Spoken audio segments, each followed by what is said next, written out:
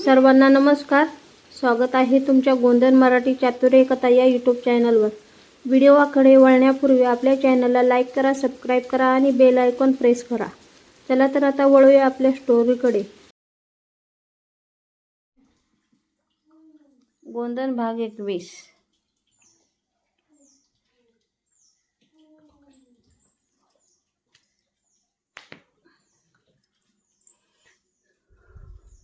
रात्र अजूनही काळोकुट्ट होती. जुना साखर कारखान्याभोवती पावसाच्या सरी कोसळत होत्या. विजांचा कडकडाट संपूर्ण परिसर हादरवत होत्या. विश्वास, दामोदर आणि गोनू त्या मोडकळीस आलेल्या झोपडीत बसले होते. त्यांच्यासमोर विश्वासच्या वडिलांची ती गुप्त डायरी उघडी पडली होती. प्रत्येक पानासोबत एक नवीन रहस्य समोर येत होतं आणि प्रत्येक ओळीमुळे विश्वासच्या मनात प्रश्नांचं वादळ आणखी तीव्र होत होतं. विश्वासने थरथरत्या हाताने डायरीचं पुढचं पान उघडलं. त्या पानावर त्याच्या वडिलांच्या हस्ताक्षरात मोठ्या अक्षरात लिहिलेलं होतं, माझ्यावर विश्वास ठेवणाऱ्यांना मी कधीच फसवणार नाही. पण जर मी जिवंत राहिलो नाही तर माझ्या मुलाने सत्यासाठी शेवटच्या श्वासापर्यंत लढावं. कारण आपल्या गावाचं भविष्य या सत्यावर अवलंबून आहे. हे वाचताच विश्वासच्या डोळ्यात पाणी आलं. त्याला वडिलांचा चेहरा आठवला. लहानपणी खांद्यावर बसून जत्रेत घेऊन जाणारे वडील, शेतात काम शिकवणारे वडील आणि एका रात्री अचानक त्यांच्यापासून कायमचे दूर गेलेले वडील. त्या आठवणींनी त्याचं हृदय भरून आलं.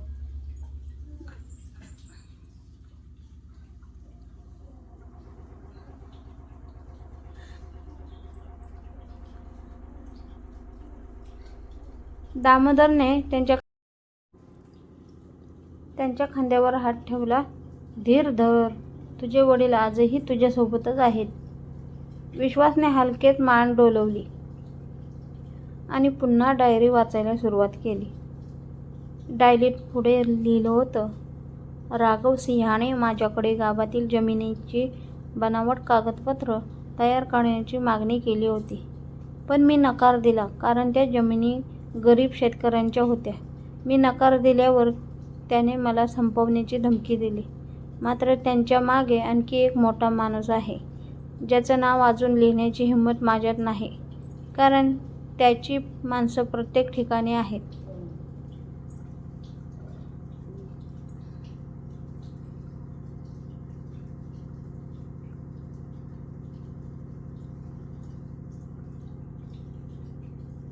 हे वाचून तिघेही स्तब्ध झाले. म्हणजे इतकी वर्ष गावात चाललेले प्रत्येक व्यवहार, प्रत्येक अन्याय या कटाचा भाग होता. गणू कुजबुजला. विश्वासने डायरी बंद केली. नाही, आता आपण थांबणार नाही. त्या क्षणी बाहेर पुन्हा काहीतरी हालचाली झाली. दामोदरने टॉर्च बंद केली. झोपडीच्या भेगेतून बाहेर पाहिलं. 3 गाड्या कारखान्याच्या दिशेने येत होत्या.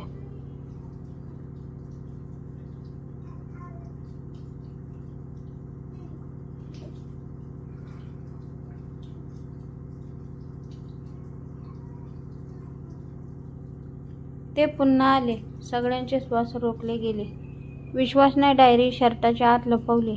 आपण मागच्या वाटेने निघू. तिघेही पावसात भिजत उसाच्या शेतातून धावत सुटले. मातीमुळे पाय घसरत होते, पण ते थांबले नाहीत. मागून टॉर्चचे प्रकाश किरणे त्यांचा पाठलाग करत होते.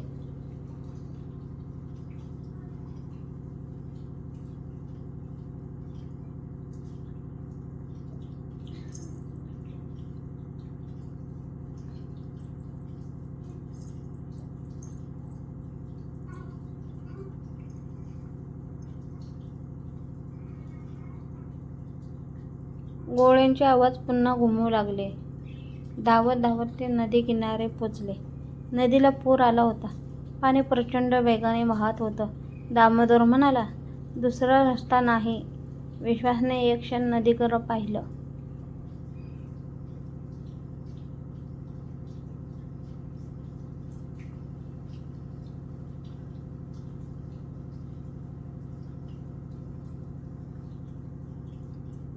आणि म्हणाला, उडी मारावी लागेल. क्षणाचाही विलंब न करता तिघांनी नदीत उड्या मारल्या. थंडगार पाण्याच्या प्रवाहाने त्यांना दूर ओढून नेलं. कसंबसं किनाऱ्यावर पोचल्यावर ते पूर्ण थकले होते, पण डायरी सुरक्षित होती. सकाळ होतच विश्वास थेट पुष्पाला भेटायला गेला. ती मंदिरात देवासमोर बसून प्रार्थना करत होती.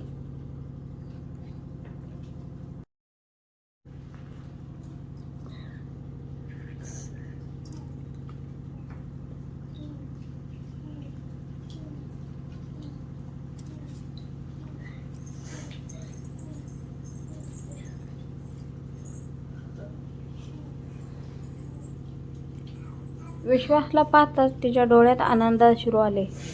ती धावत त्याच्याजवळ आली. तू ठीक आहेस ना? विश्वास हसला. तुझी प्रार्थनेमुळे. क्षणभर दोघेही काही बोलले नाहीत. मंदिराच्या घंटांचा आवाज वातावरणात घुमत होता. विश्वासने तिचा हात हातात घेतला. पुष्पा, अजून मोठी लढाई बाकी आहे, ती शांतपणे म्हणाली. मी तुझ्यासोबत आहे, शेवटच्या श्वासापर्यंत.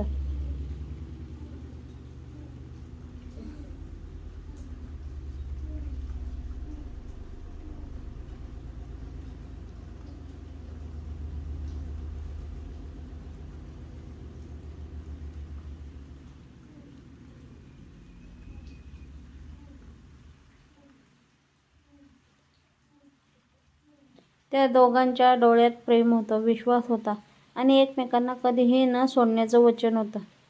पण त्यांना माहीत नव्हतं, मंदिराच्या बाहेर उभे असलेला एक माणूस त्यांच्या प्रत्येक हालचालीवर नजर ठेवून होता. त्याने मोबाईल काढला आणि एकच संदेश पाठवला.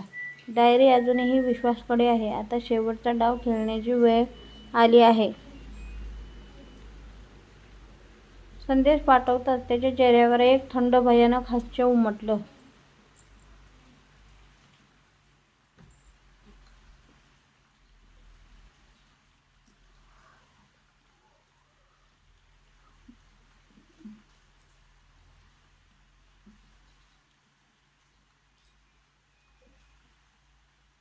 त्याच संध्याकाळी विश्वासच्या घराच्या दारात एक अनोळखी वृद्ध माणूस आला. त्याच्या हातात एक जुनी काठी होती, डोळ्यात अनेक वर्षांचं दुःख. तो शांतपणे म्हणाला, मला तुझ्या वडिलांबद्दल सगळं माहिती आहे, पण सत्य ऐकायचं असेल तर आज मध्यरात्री एकटाच जुन्या वाड्याच्या झाडाखाली ये. कोणावरही विश्वास ठेवू नकोस.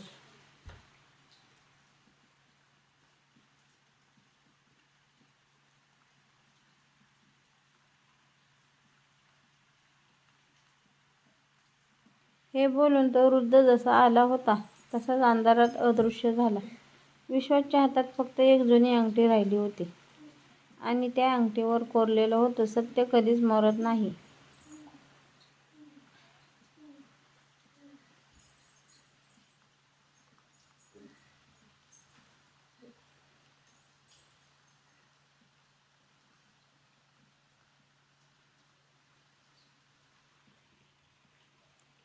त्या वृद्धाने दिलेली अंगठी विश्वास पुन्हा पुन्हा न्याहाळत होता. त्या अंगठीवर कोरलेली अक्षरे साधी नव्हती. सत्य कधीच मरत नाही हे वाक्य जणू त्याच्या आयुष्याचं ब्रीद बनणार होतं. रात्रीचे 12 वाजायला अजून 2 तास बाकी होते, पण त्याचं मन आता एका जागी स्थिर राहत नव्हतं. आईने त्याच्या चेहऱ्याकडे पाहिलं आणि विचारलं, काय झालं बाळा? विश्वासने हसण्याचा प्रयत्न केला, पण त्याच्या चेहऱ्यावर चिंता लपली नाही. त्याने आईला काहीच सांगितलं नाही, कारण आता या लढाईत तिचा जीव पुन्हा धोक्यात घालायचा नव्हता.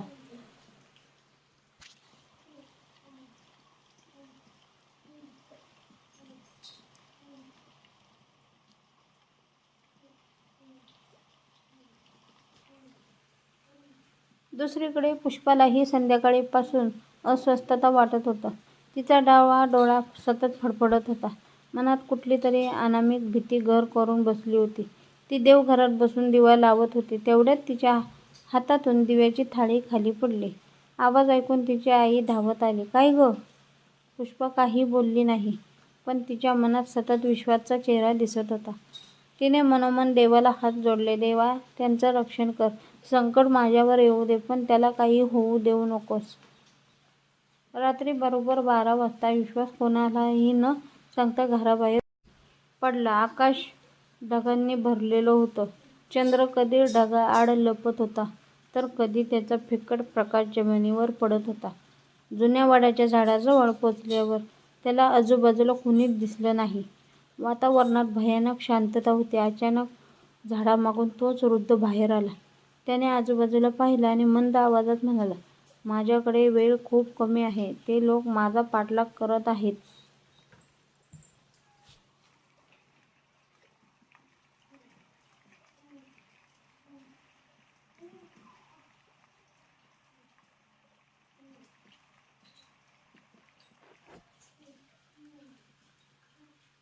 विश्वासने उत्सुकाने विचारलं, "माझ्या वडिलांचं सत्य काय आहे?"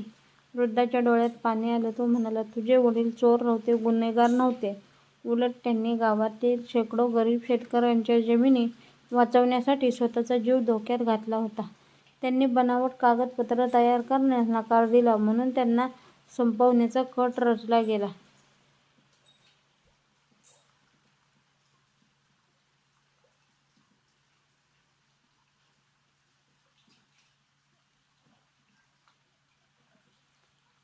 विश्वाच्या छातीत धडधड वाढली. त्याने पुन्हा विचारलं, "मग त्यांना मारलं कोणी?"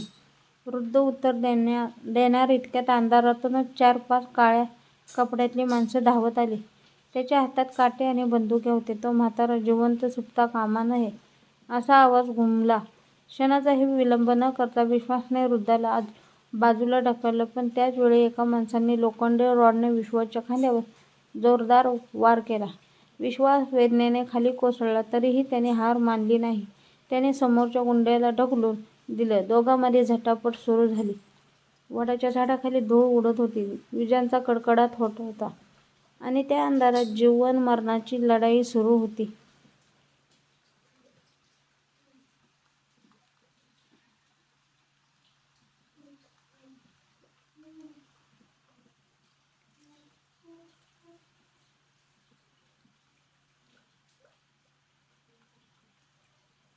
तेवढ्यात दूरवरून कोणीतरी जोरात ओरडलं, "विश्वास!" तो आवाज पुष्पाचा होता. ती तिच्या मागोमाग आली होती. पुढे काय होणार? वृद्ध सत्य सांगू शकेल का? की पुन्हा एकदा सत्य अंधारात गाडलं जाईल?